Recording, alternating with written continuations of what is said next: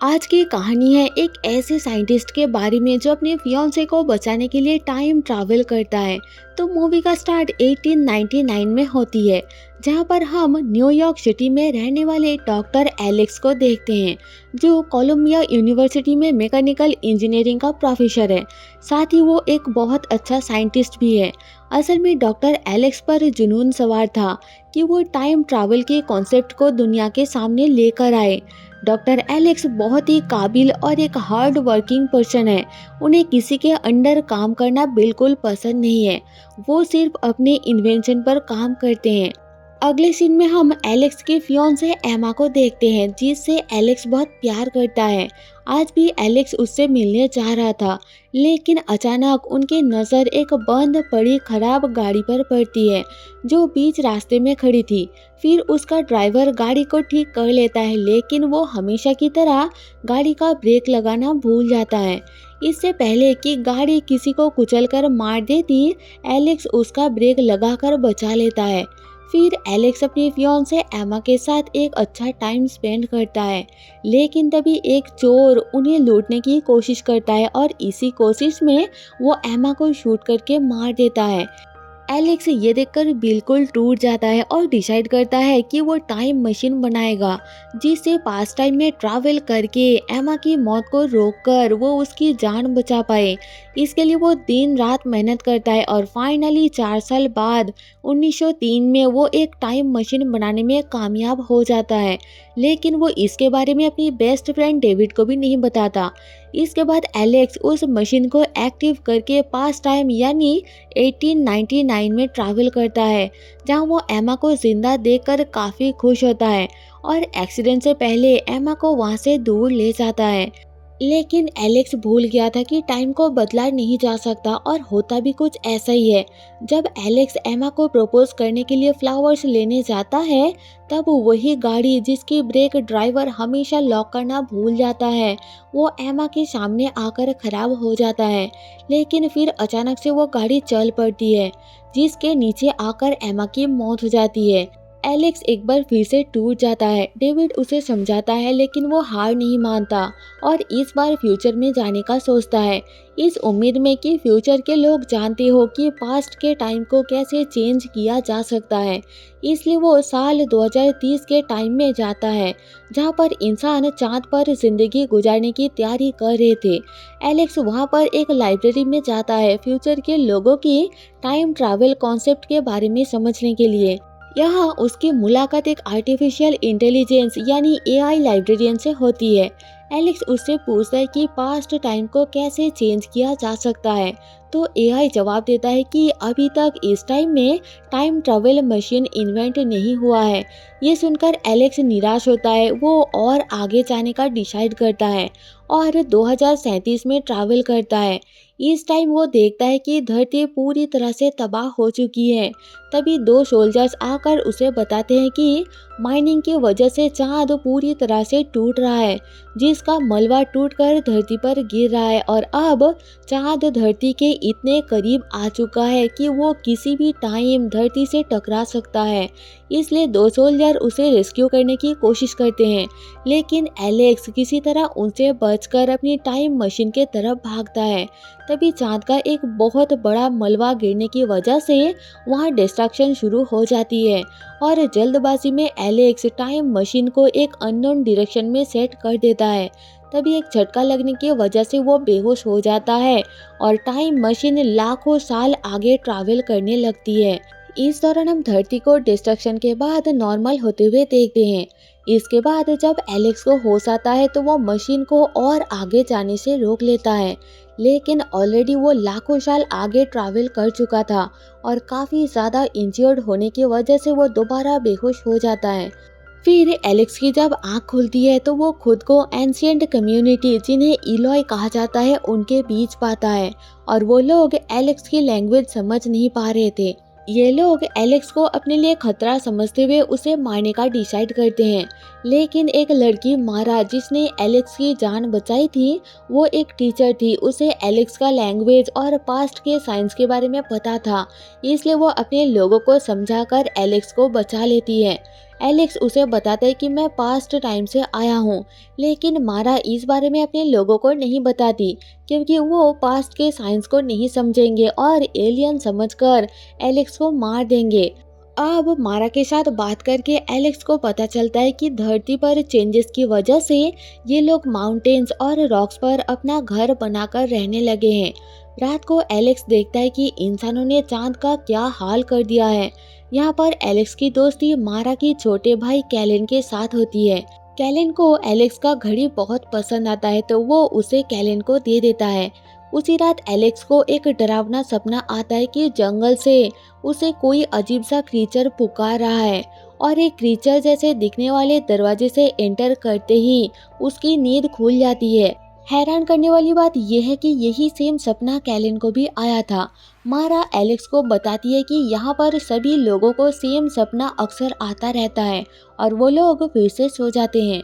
अगली सुबह मारा एलेक्स को कुछ डिस्ट्रॉयड बिल्डिंग्स दिखाती है जो पास्ट में एलेक्स के टाइम के थे, और ये न्यूयॉर्क के किसी मीनार का मलबा था। फिर मारा एलेक्स से पूछती है कि तुम पास्ट से इस टाइम में क्यों आए हो, जिस पर एलेक्स उसे सब बता देता है कि मैंने अपने टाइम में अपने फियांसे को खो दिया है, जिसे बचाने के लिए मैंने इतना लंबा सफर किया। फिर मारा उसे उसके टाइम मशीन के पास ले जाती है और एलेक्स अपने टाइम में वापस जाने की तैयारी करता है। तो मारा उससे रिक्वेस्ट करती है कि तुम मेरे भाई को भी अपने साथ अपने टाइम में ले जाओ। लेकिन तभी यहाँ पर जोरों से ढोल बजने की आवाज़ें आने लगती है, जो किसी खतरे के साइन है, जिसे सुनकर मारा अपने भाई को बचाने उसके तरफ भागती है और एलेक्स भी उसके पीछे जाता है। तभी कुछ क्रीचर्स जो आधे इंसान के तरह दिखते हैं और जमीन के नीचे रहते हैं, वो इन पर हमला करते हैं। इन क्रीचर्स को दिन में दिखाई नहीं देता, इसलिए जमीन के नीचे रहते हैं और रात के टाइम कम्युनिटी के लोगों का शिकार करके सरवाइव करते हैं। इनमें से एक क्रीचर एलेक्स के पीछे पड़ जाता है, लेकिन कम्युनिटी के लोग उसे बचा लेते हैं। अब यहाँ पर एलेक्स मारा को बचाना चाहता था, लेकिन कम्युनिटी के लोग उसका साथ नहीं देते, क्योंकि उनके मुताबिक क्रीचर बहुत ज़्यादा पावरफुल है और वो उनका सामना नहीं कर पाएंगे। इसलिए एलेक्स अकेला ही वहाँ जाने का फैसला करता है और मारा के भाई को प्रॉमिस करता है कि मैं तुम्हारी बहन को बचाकर जरूर लाऊंगा, लेकिन इसके लिए मुझे उन क्रीचर्स के बारे में और अच्छे से जानना होगा। जिस पर मारा की भाई कैलन उसे बताता है कि एक पर्सन है जिसे उनके बारे में पता होगा, और फिर कैलन एलेक्स को काफ़ी दूर एक जगह पर ले आता है, जो कोई और नहीं बल्कि साल 2030 की न्यूयॉर्क की वही लाइब्रेरी थी, जहाँ पर उसकी मुलाकात उसी एआई लाइब्रेरियन से होती है जो किसी तरह सरवाइव कर गया था। एलेक्स उससे क्रीचर्स के बारे में पूछता है, तो एआई कहता है कि बरसों पहले जब धरती तबाह होने वाली थी, तब कुछ लोगों ने धरती के ऊपर रहने का फैसला किया था, जो कि वही इलोई कम्युनिटी के लोग हैं। लेकिन कुछ लोग डर के मारे जमीन के नीचे बंकर में रहने लगे थे और बरसों तक जमीन के नीचे रहते हुए इवोल्यूशन के कारण वो क्रीचर्स में बदल गए।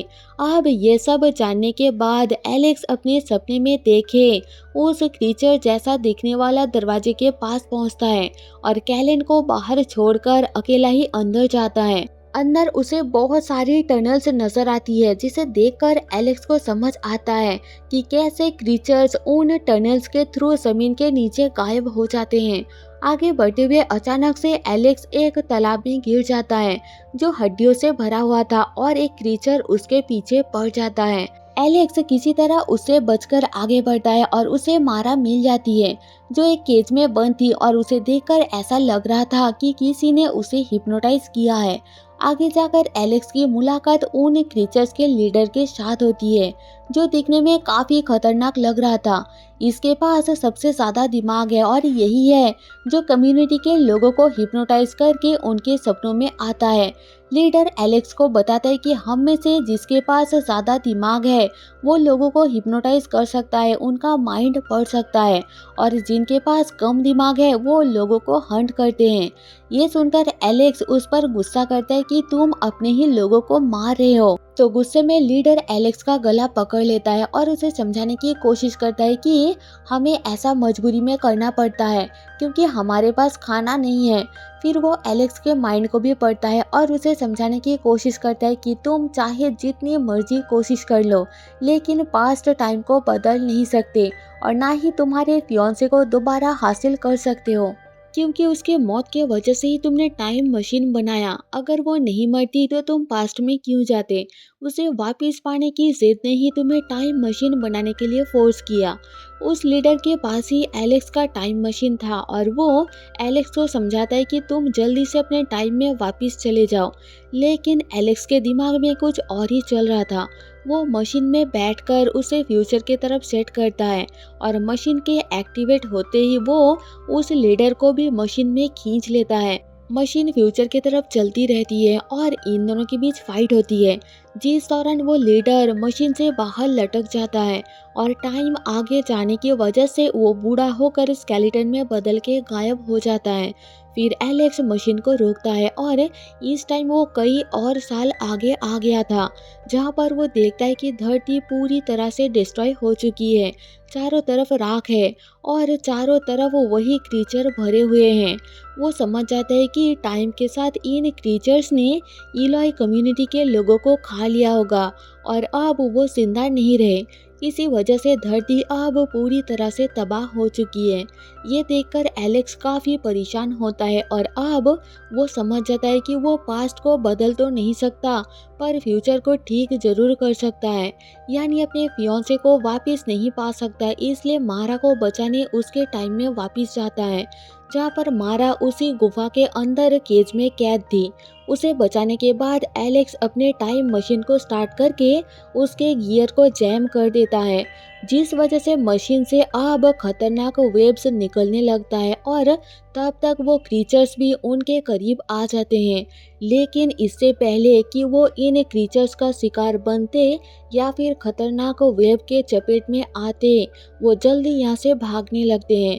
क्रीचर्स इनके पीछे पड़ जाते हैं, लेकिन दोनों किसी तरह उनसे बचकर कम्युनिटी के लोगों की मदद से उस गुफा से बाहर आ जाते हैं।